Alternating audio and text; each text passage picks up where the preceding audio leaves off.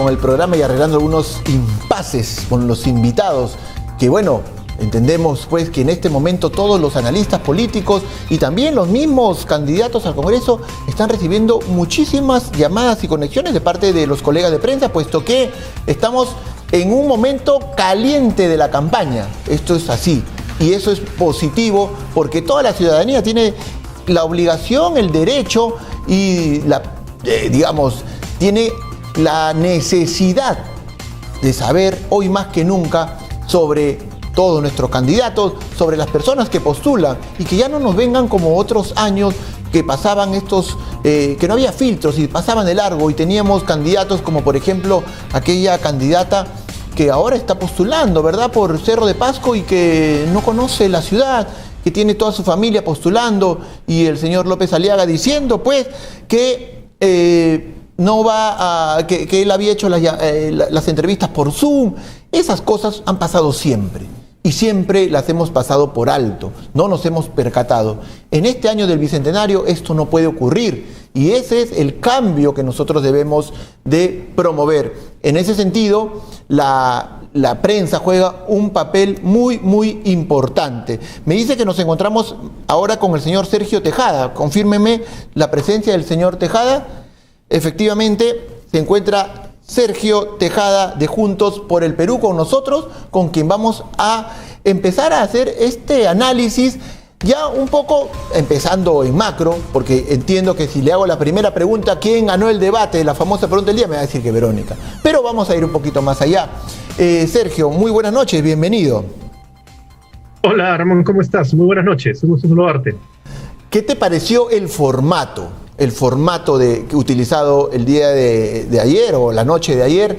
¿Te pareció que es cómodo, que permite al elector ver un poco el perfil, la reacción de la personalidad de los candidatos tal vez?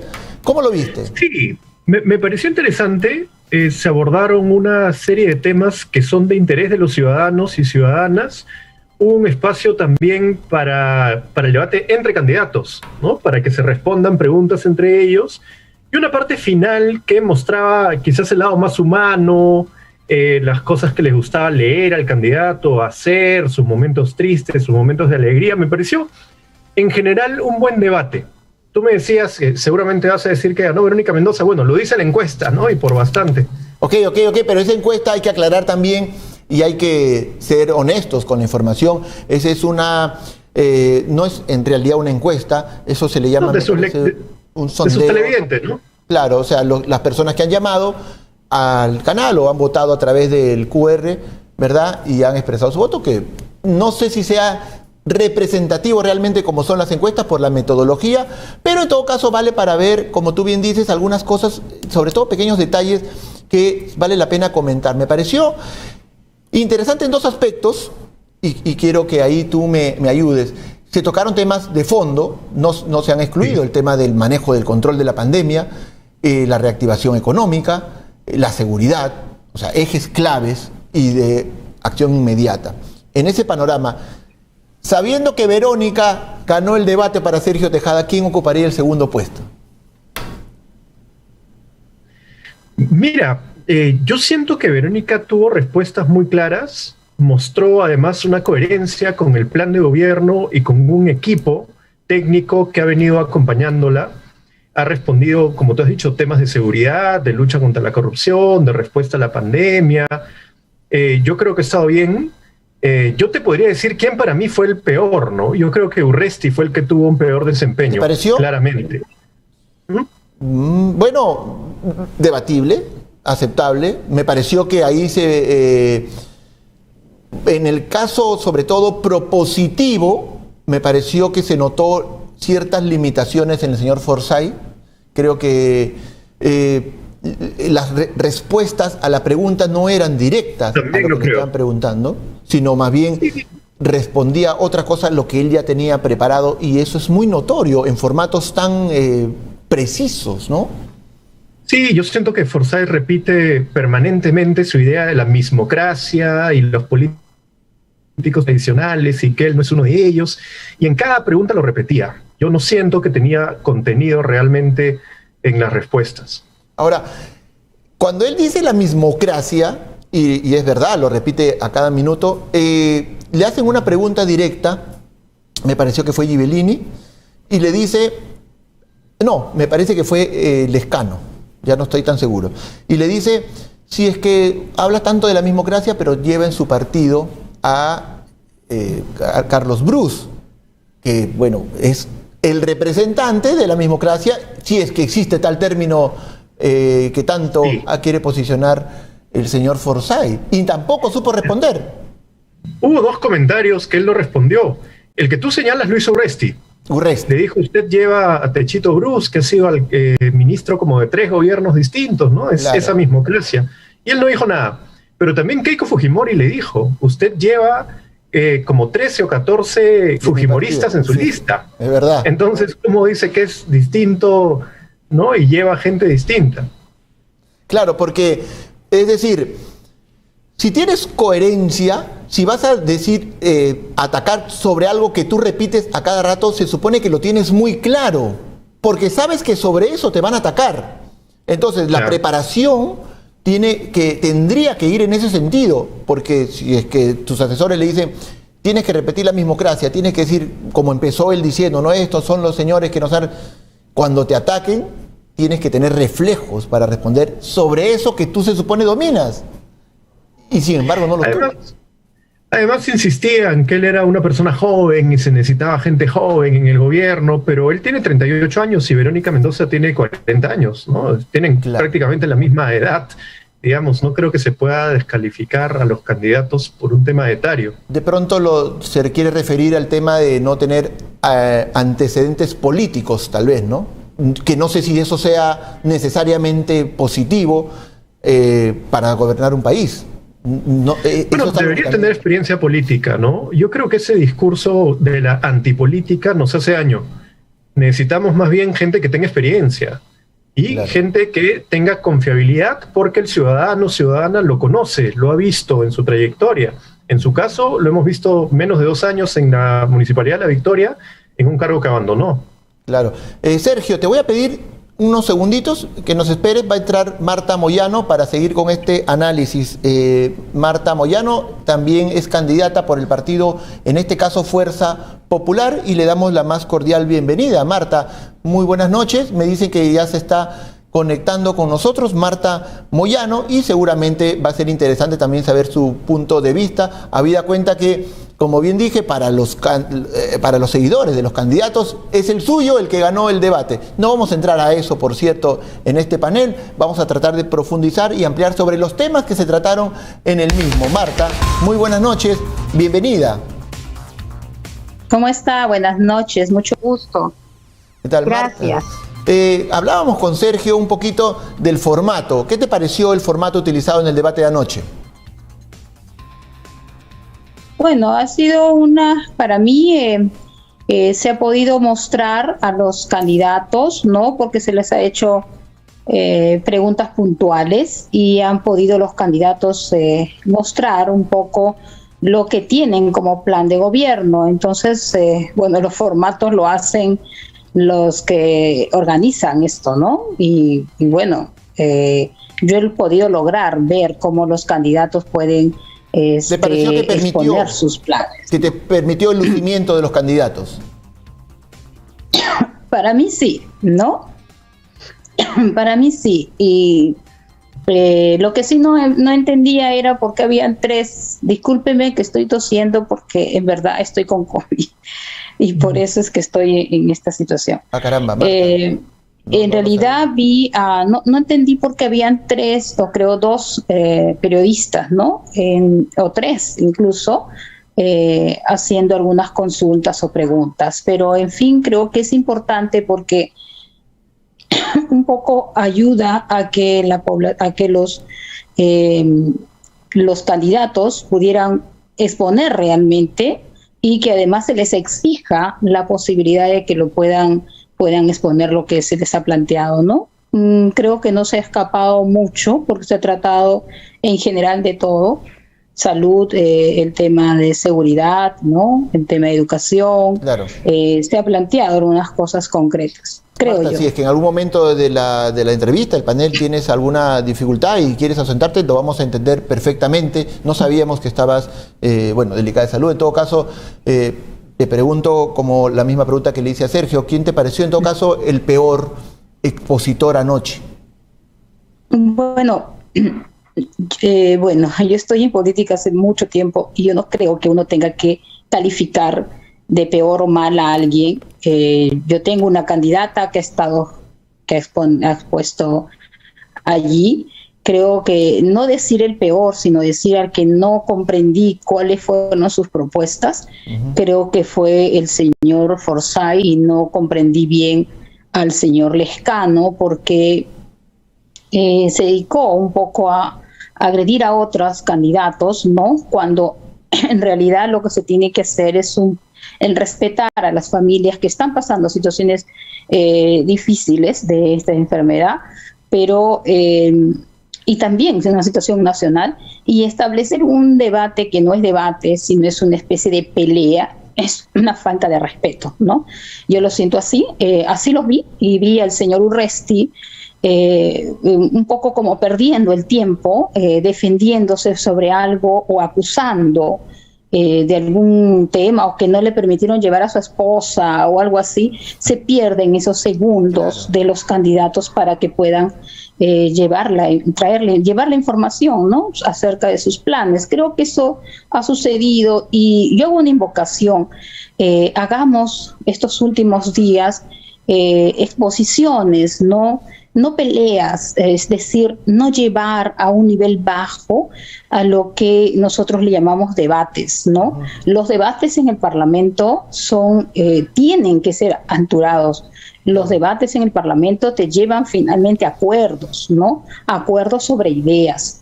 Entonces, está muy mal que enfoquemos estos tipos de debates sobre acusaciones de uno con otro, señalamientos, etcétera, ¿no? Y no llevar propuestas. Para mí, las candidatas mujeres estuvo mucho más claras, mucho más lúcidas, ¿no? Y bueno, por supuesto, mi candidata ha tenido propuestas concretas, ¿no? Muy bien, Marta. Sergio, lo que dice Marta es completamente cierto, estoy bastante de acuerdo con ella en muchos aspectos. Sin embargo, hubo un momento donde, bien dice Marta, el señor Lezcano atacó a la señora Verónica Mendoza sobre el tema de sus aliados en su coalición, como la llamó, ¿verdad? Refiriéndose directamente al señor Yehude Simón, aunque no lo dijo con nombre propio. Luego citó a Wikipedia, etc. Yehude ha salido a decir que Verónica no ha dicho toda la verdad respecto de que ella mencionó que lo habían excluido. ¿Cuál es la verdad de esta situación? Bueno, primero me sorprendió ese ataque de Johnny Lezcano, ¿no? Bastante gratuito. Recordemos además que Verónica ha sido su compañera de bancada en un momento cuando hubo la bancada Acción Popular Frente Amplio, allá por el año 2014, si no me equivoco, 15, 16. Y un ataque a Yehude Simón, que efectivamente es uno de los fundadores de Juntos por el Perú, pero que se ha alejado, se ha sido expulsado, se ha sido él mismo voluntariamente... Con licencia, me parece que mencionó. Eso ya es una cuestión que a nosotros no nos compete porque nosotros estamos en una alianza. Nuestro partido es Nuevo Perú, estamos en una alianza con Juntos por el Perú. Dentro de Juntos del Perú está el movimiento humanista, de donde es Yehude Simón, y él no participa. No está participando porque tiene un proceso y queremos que él responda a su proceso, y él, entiendo que también ha decidido dedicarse a responder este proceso y no participar. Entonces, lo que le dijo Verónica es, cuando hay un problema de ese tipo en nuestras filas, nosotros separamos a las personas. Claro. Cosa que no puede hacer usted, le dijo el señor Lezcano, que no puede deslindar de la posición de Merino, ¿no? Claro, porque Lezcano dice... que busque tanto ataque Johnny Lezcano, ¿no? Me parece que estuvo flojo en el debate. Claro, porque Lezcano empieza diciendo, nosotros hemos tenido dos presidentes de la República, y menciona a Belaúnde, menciona a Paniagua, y todo el mundo, claro, en el imaginario quedó, es más, Mávila lo confunde porque dice candidato Merino, entonces porque dejó en el imaginario precisamente el nombre de Merino y lo quiso omitir por completo. Y bueno, como te digo, en este caso estas cosas son preparadas, no se le podía escapar semejante desliz en todo caso. Efectivamente. Marta, respecto, también hubo un enfrentamiento con la misma persona entre el caso de Lezcano con Keiko. Sin embargo, el candidato Lezcano tampoco quiso entrar a aclarar aspectos como que le dijeron que la COVID o el COVID no se cura con cañazo ni con agua de sal, y él, porque él lo había dicho, y también su propuesta respecto de que podemos empezar a fabricar las vacunas acá en el Perú, tampoco ha quedado clara y tampoco pudo decirla cómo hacer. Estas cosas de tirar propuestas, de pronto en este tramo de la campaña son bastante delicadas, sobre todo tratándose de temas de salud. ¿Cómo lo ves? Sí, yo creo que efectivamente lo que se vio con el señor Lezcano, con el candidato Lezcano, es una retórica, pero creo que usó mal la retórica, ¿no? Porque primero no aclaró varias cosas. Efectivamente, él ha querido usar, digamos, un poco ese tema de las cosas que creen algunos pobladores de cómo curar el COVID, ¿no? Porque como no hay otra solución, entonces él no aclaró con respecto a lo que decía del ron, ¿no? Algo así.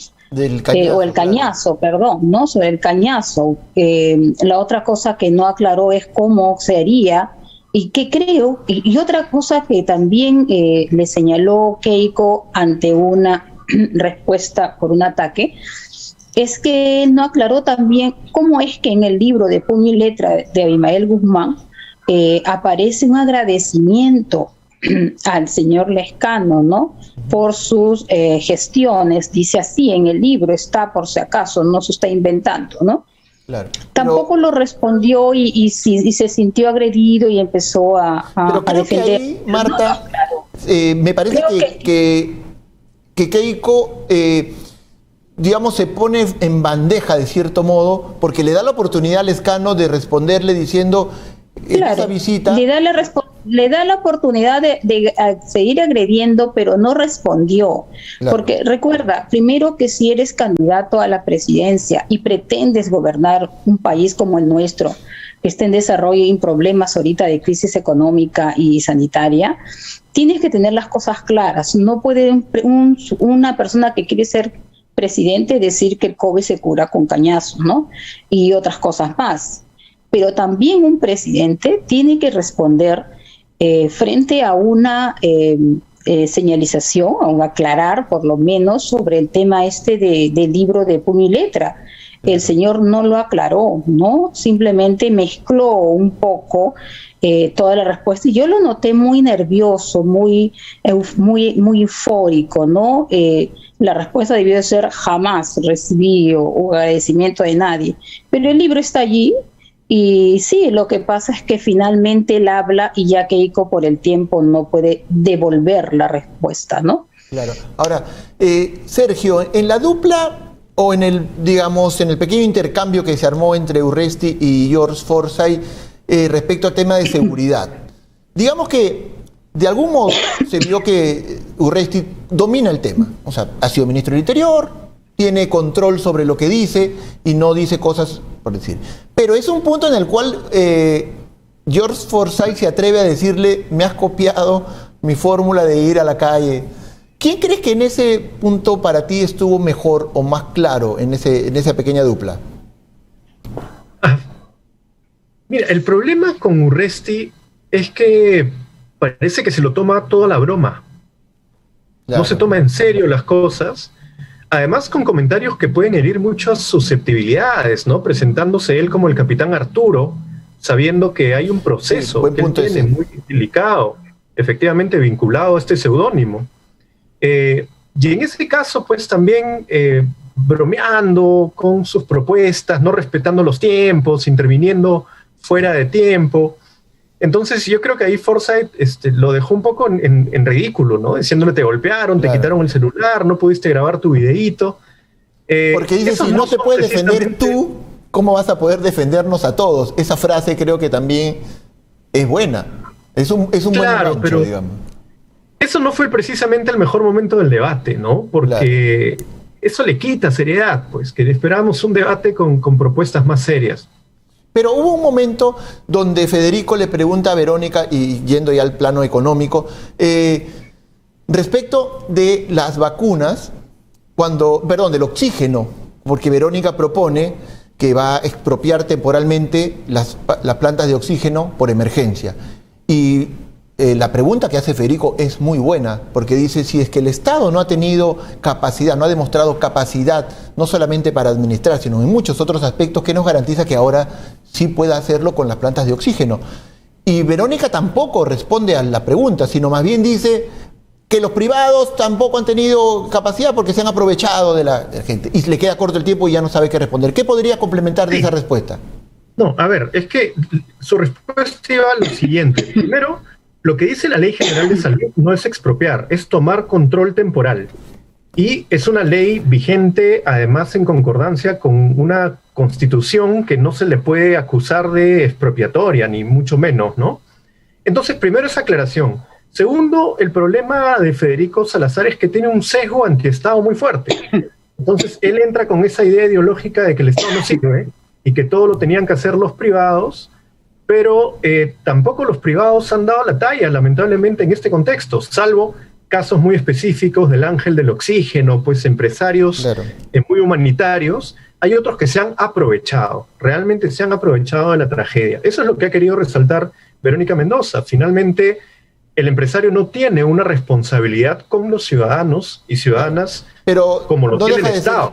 No deja de ser cierto lo que dice Federico. El Estado no necesariamente es el ejemplo de administración, digamos, históricamente. Entonces, bueno, no es el ejemplo, pero es el llamado a proteger a los ciudadanos. Es el que tiene esa obligación. Y recordemos que en el 2006 tuvimos una vacunación muy exitosa. Se llegó en 45 días a vacunar a 20 millones de personas. Entonces yo creo que podemos volver a formar una coalición con participación de las universidades, los institutos, las Fuerzas Armadas, la policía, para un proceso de vacunación universal y gratuito. Me parece que Marta, debemos, creo, dejarla que vaya a descansar, pero queremos despedirnos, Marta, agradeciéndote la deferencia. Estás un poco delicada, entendemos el problema. No te queremos forzar más. Te damos los minutos que quieras para despedirte de nuestro público. No, yo agradecer realmente porque esta es la forma en que se debe hacer política, ¿no? La política debe ser también docencia, ¿no? Y que yo felicito en realidad porque así es como debemos conversar, dialogar. El Perú exige eso, ¿no? Nos emplaza a los políticos a que dialoguemos y tomemos acuerdos. No es quien da una puya más que el otro, quien insulta más que el otro. Lo que yo vi con el señor Urresti y el señor Forsyth, la verdad es que sentí como una agresión a las familias que están, a los que han podido ver, ¿no? Eso lo sentí así. Y yo felicito desde acá a mi candidata porque sí estuvo coherente, firme, planteando propuestas y también respondiendo a algunos agravios cuando a veces no es necesario si es que otro no agrede, ¿no? Eso es lo que yo invoco y felicito este espacio, que así sea. Espero poder participar. Nuevamente con ustedes. Buenas noches, Tejada. Sigamos esto. Restablecete pronto, Marta. Muchas gracias por habernos atendido y haber hecho este esfuerzo enorme por estar con nosotros.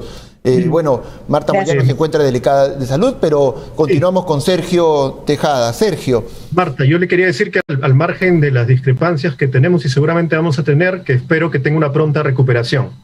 Claro que sí, igual lo deseamos todos. Muchas gracias. Gracias. Ok, fue Marta Moyano, candidata al Congreso de la República con el partido Fuerza Popular. Seguimos con Sergio Tejada. Sergio, decía al inicio, mejor dicho, que ha habido una ausencia que ha sido clamorosa y Verónica lo expuso en su momento porque se esperaba la presencia del señor Rafael López Aliaga. Habida cuenta, tampoco hay que negarlo, que su candidatura ha irrumpido y se ha colocado casi en pocas semanas entre los primeros lugares. Entonces había la expectativa de escucharlo. Ha habido antecedentes donde el candidato, por ejemplo, no ha ido al debate, me parece que fue Renzo Reyardo, y su candidatura luego sufrió pues, un declive inmediato, fue un impacto directo a su candidatura.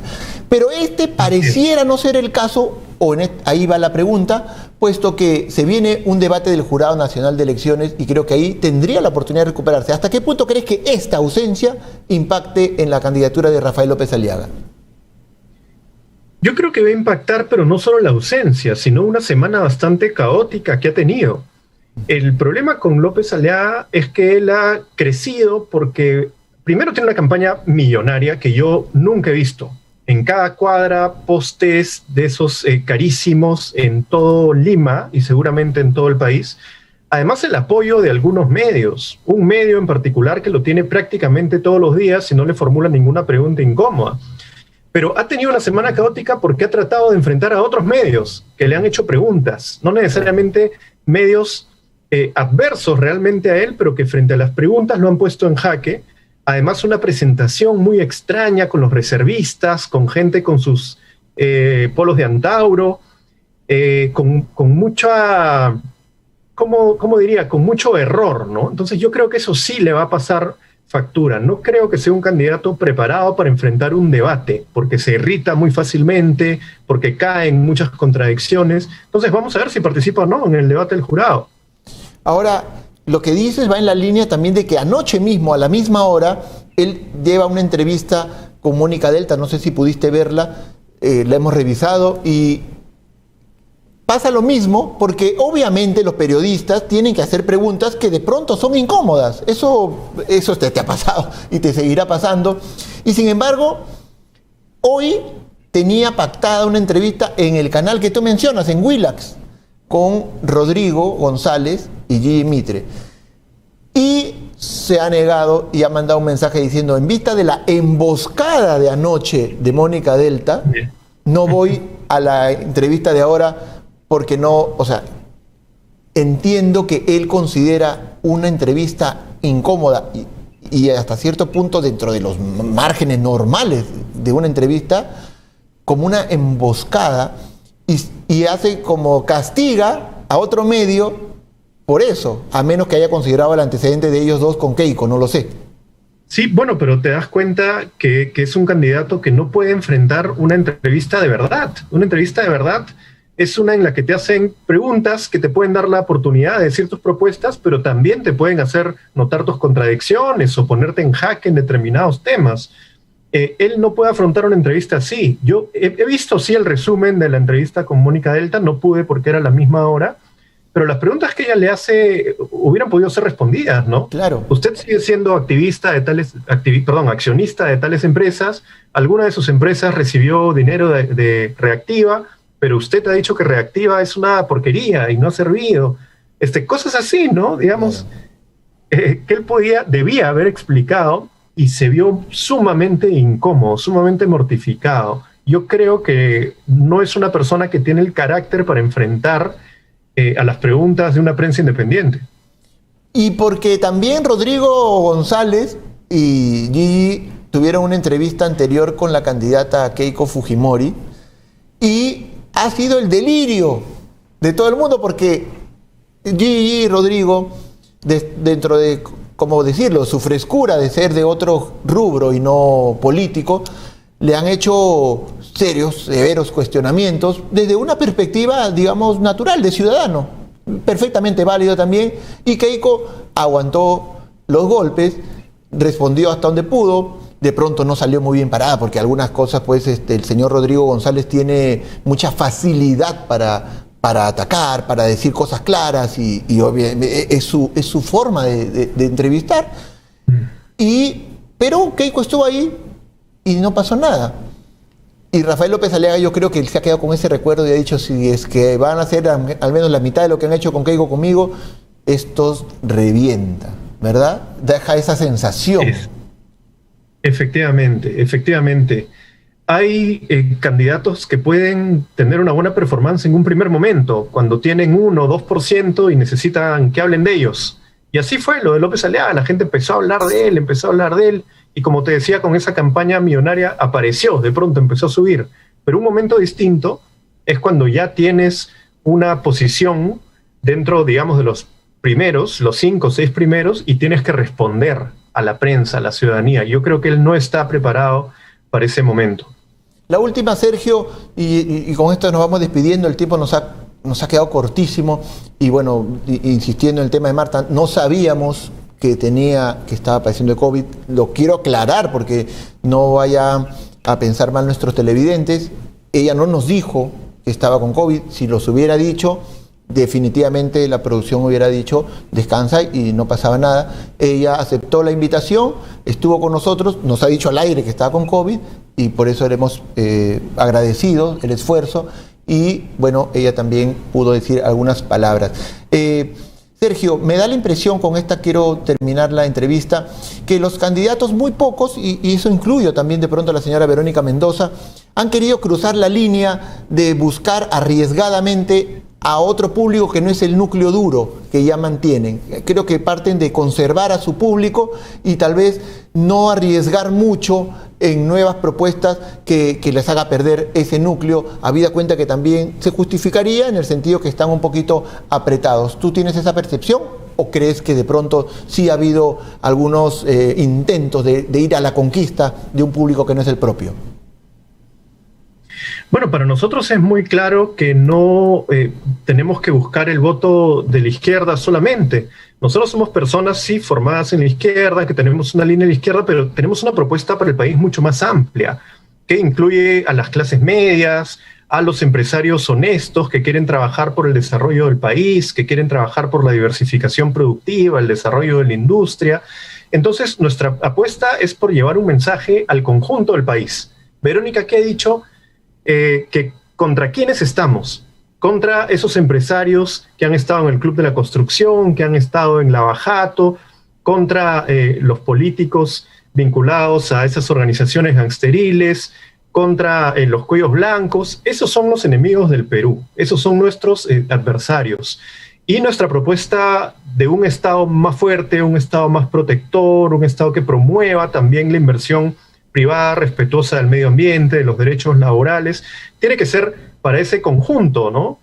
Yo siento que todavía hemos estado en un momento muy volátil. Hay candidatos que han subido mucho, otros que han caído mucho. Yo creo que Verónica se ha mantenido con un voto duro y estamos en esta etapa pidiendo el voto de los ciudadanos y ciudadanas que quizás están indecisos y para eso tenemos que llevarles propuestas, tenemos que llevarles confianza. Ese es nuestro reto. Muy bien, Sergio, te agradezco tu presencia en este programa. Te doy un minuto para despedirte de nuestro público y agradeciendo, por cierto, la deferencia de haber estado con nosotros luego de este intenso debate y entiendo este intenso día que empezó con una conferencia de prensa que han dictado temprano con la señora Verónica Mendoza. Un minuto para despedirte, Sergio. Sí, muchas gracias. Hemos estado hablando del debate, quizás no he podido hablar de mis propuestas, pero yo quiero trabajar básicamente en 3 ejes. La educación para mí es fundamental. Tenemos que fortalecer la reforma universitaria, fortalecer la SUNEDU, hacer un pacto por una educación superior gratuita y de calidad. Eso implica no mirar solo la universidad, sino también los institutos, que tenemos que fortalecerlos y tenemos que tener un plan de reincorporación de los jóvenes que han tenido que dejar sus estudios por la pandemia, por la crisis económica, por el no licenciamiento de universidades. Un segundo eje es la lucha contra la corrupción. Hay que revisar el reglamento del Congreso para eliminar todos esos espacios de blindaje y hacer otras propuestas concretas también en el marco de un Plan Nacional de Integridad y Lucha contra la Corrupción. Finalmente, el tercer eje, que es más un eje de representación, apoyar a las poblaciones vulnerables, que están ahora en ollas comunes, organizándose en los comedores para poder salir adelante en estos momentos tan difíciles. Ese es mi compromiso, soy el 5 de Juntos por el Perú.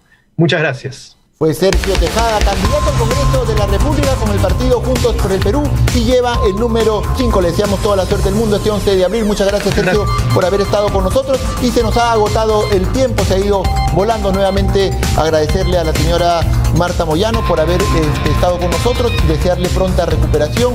No sabíamos, insisto, quiero que quede claro, nuestra productora Rosario Victorio se comunicó con ella en el día, no le dijo la señora Marta que estaba con COVID, nos hemos enterado al aire, le deseamos de todo corazón que se restablezca pronto y tenerla acá para escuchar más de ella, de sus propuestas y de su visión de país. Muchas gracias, conmigo será hasta mañana. Esto fue Edición Central, Elecciones 2021. Chau.